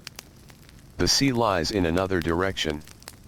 A narrow path leads toward the water. A fisherman follows it. He carries a net. The net is not new. It has been repaired many times. He knows its weak places. He has tied new sections where old cord broke. He reaches the shore. The water is cold. The boat waits. He checks the ropes. The wood is damp. The morning air smells of salt. The fisherman looks toward the horizon. The sky is clear. The wind is gentle. It may be a good morning to go out. He steps into the boat. The vessel moves slightly under his weight. He sits. The oars are placed into position. The first stroke enters the water. The boat moves away from the shore. Another stroke. Then another. The sound is soft. Wood against water. Water against wood. The settlement becomes smaller behind him. The land remains quiet. There is no hurry. The fisherman rows steadily. He knows the route. He knows the water. He knows where he may find fish. Perhaps he is alone. Perhaps another person sits nearby. They do not need to talk much. The work itself is familiar. The boat moves. The water moves. The sky stretches overhead. For a while, there is almost nothing else. The fisherman watches the water. The net is prepared. It is lowered carefully. The cord moves through his hands. The net disappears beneath the surface. Then they wait. Waiting is part of fishing.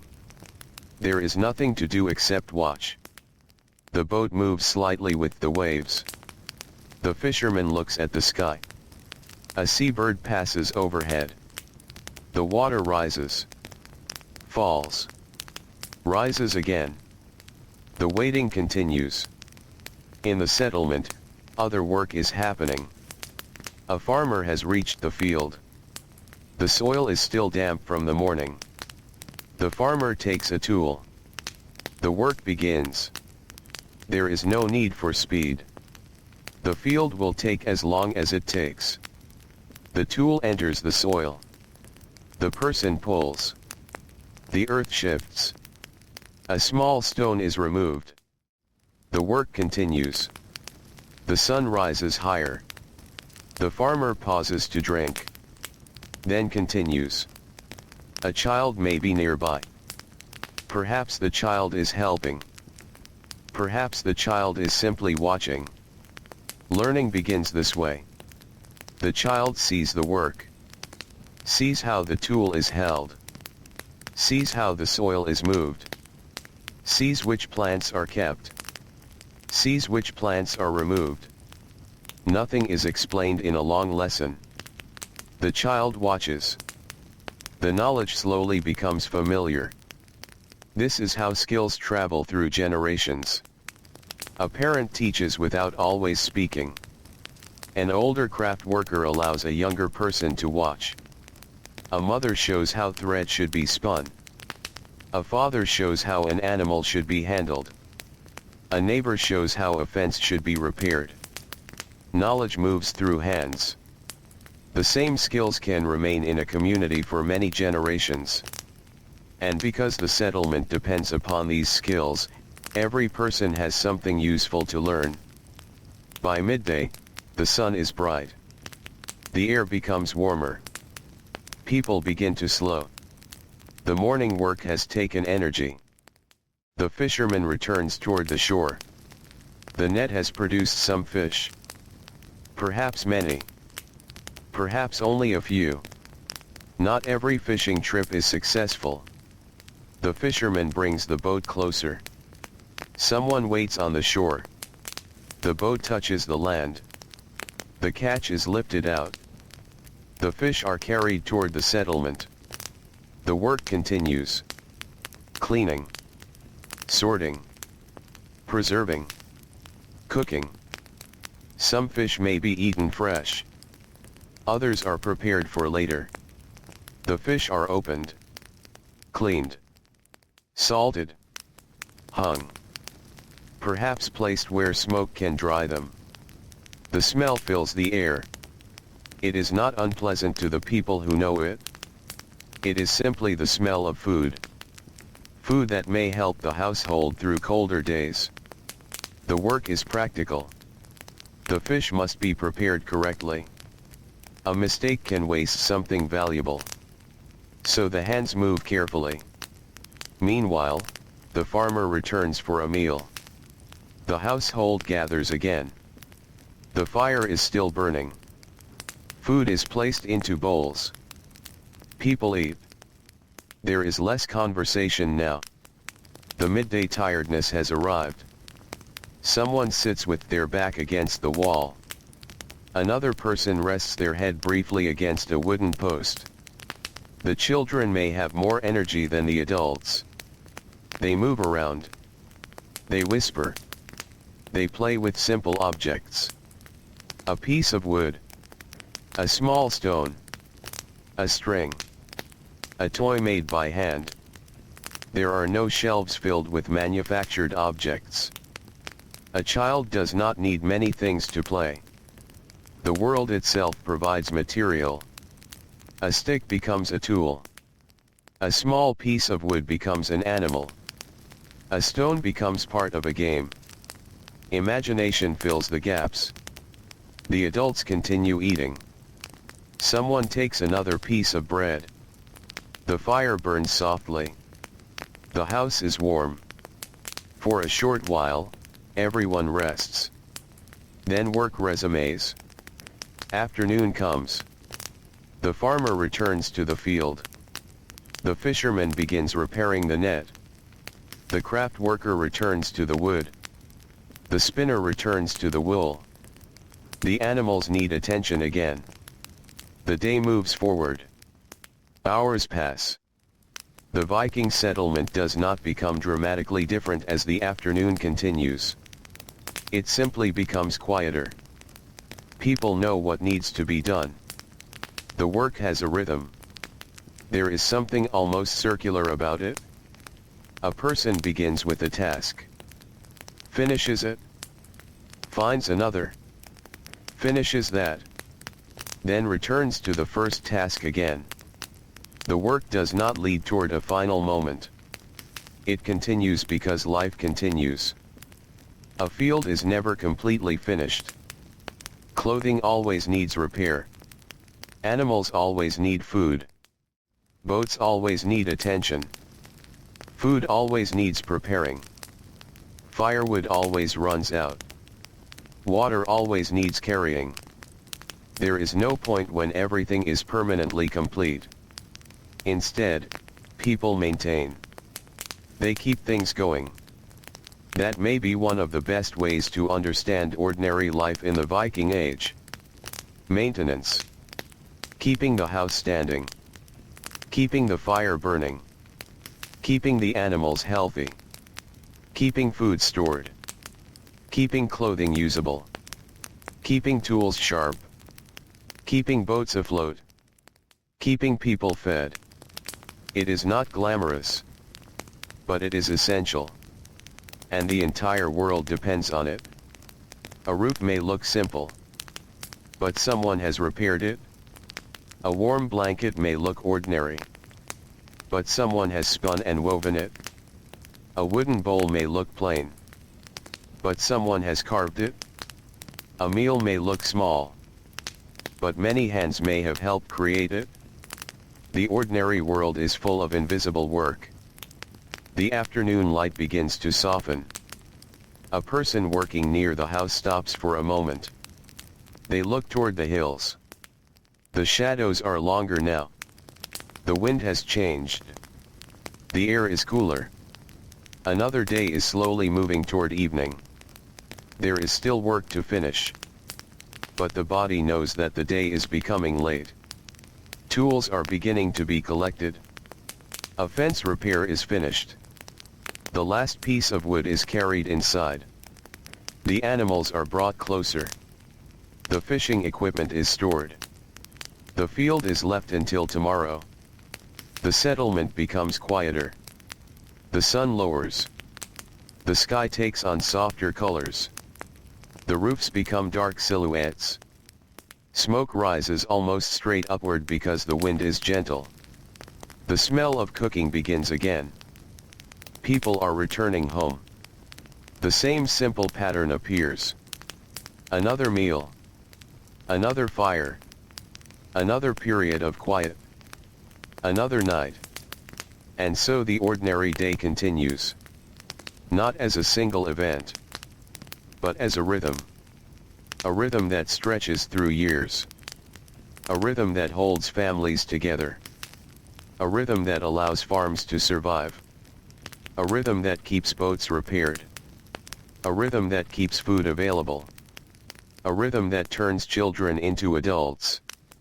The people living this life may never have considered their daily routine remarkable. But there is something peaceful about it. The world asks for attention in small amounts. The next task. The next meal. The next fire. The next season. The next morning. And now, as the evening returns, the settlement begins to close itself again. Doors are shut. Animals are settled. The last tools are brought inside. People gather around the fire. The sky darkens. The sea becomes invisible. The fields disappear into shadow. Inside the longhouse, the first bowls are being filled. Another evening begins. The same warmth. The same wooden walls. The same smell of smoke. The same tired bodies. The same quiet feeling that the work of the day is finally finished. Someone sits down. They breathe slowly. The firelight touches their face. Outside, the northern night waits. And inside, the household prepares for another quiet evening beneath the old wooden roof. The evening has become night now. The last light has disappeared from the sky. The fields are dark. The paths are empty. The boats rest quietly beside the shore. Inside the longhouse, the fire has become small again. A few pieces of wood glow beneath the ash. The warmth remains. The people are tired. Their work is finished for today. The tools have been put away. The animals are settled. The food has been eaten. The water has been carried. The doors are closed. Nothing more is required. For tonight, everything can simply rest. A person lies down beneath a wool blanket. The fabric is heavy and warm. The straw beneath the body shifts softly. Someone nearby turns in sleep. A child breathes quietly. Another person moves closer to the warmth of the fire. The house becomes still. Outside, the wind moves slowly across the grass. It passes over the fields. It touches the wooden walls. It moves toward the sea. The water answers with its quiet rhythm. One wave reaches the shore. Then another. Then another. There is no hurry. The sea has all the time in the world. The people sleeping inside the house do not need to listen carefully. The sound is simply there. A soft movement in the darkness. A sound that has been heard for generations. Long before this night, other people stood beside the shore. Other hands pulled nets from the water. Other feet walked across these fields. Other fires burned inside wooden homes. Other children fell asleep beneath wool blankets. And long after these particular people are gone, the wind will still move across the same land. The sea will still reach the shore. The seasons will still change. But tonight belongs to these people. Tonight, they are simply sleeping. There is no need to think about tomorrow. Tomorrow will arrive when it is ready. The field can wait. The boat can wait. The wool can wait. The tools can wait. The animals are safe. The fire is still warm. The house is quiet. so the body can finally become heavy. The eyes can remain closed. The breathing becomes slow. The room grows darker. The last ember beneath the ash gives off a faint red glow. Then it becomes softer and softer, until only warmth remains. Outside, the stars shine above the settlement. Perhaps clouds move across them. Perhaps the moon is bright over the water. Perhaps the sky is completely dark. Whatever the night looks like, nobody inside the house needs to see it now. They are sleeping, resting after another ordinary day. A day that contained no great event, no famous battle, no grand ceremony, no moment meant to be remembered forever. Only life. A field, a fire, a meal, a boat, a piece of wool, a tired pair of hands, a quiet family, an ordinary evening. And perhaps that is what makes the past feel closest. Not the kings, not the ships, not the distant stories, but the simple things. Someone warming their hands beside a fire, someone carrying water, someone repairing a shoe, someone feeding an animal, someone waiting for bread to finish cooking, someone listening to rain against a wooden roof, someone closing their eyes after a long day. These small moments once filled entire lives. And now, they are quiet. The longhouse rests. The settlement rests. The fields rest. The shore rests. The sea continues its slow breathing. The northern wind moves gently through the darkness.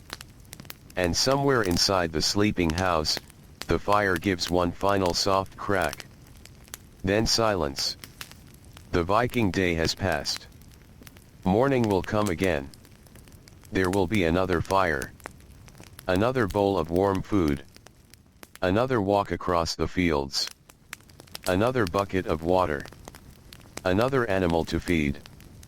Another piece of wood to shape. Another length of wool to spin. Another evening. Another night. But none of that belongs to this moment. This moment is only for rest. So let the old settlement grow quieter. Let the wooden houses disappear into the darkness. Let the paths become still. Let the sea continue its slow movement beside the sleeping land. Let the cold northern sky stretch peacefully above everything. And let the people inside their warm homes sleep beneath their wool blankets, their tired bodies finally still after another ordinary day. The fire is low. The night is deep. The sea is calm. The fields are quiet. The stars remain above. And slowly, gently, the ancient world fades into silence. The last sound is the distant water touching the shore. Once. Then softly again. And again. Until even that becomes part of the darkness. Rest now. The old northern night is quiet. The fire is warm. The house is safe. And the long Viking day has finally come to rest.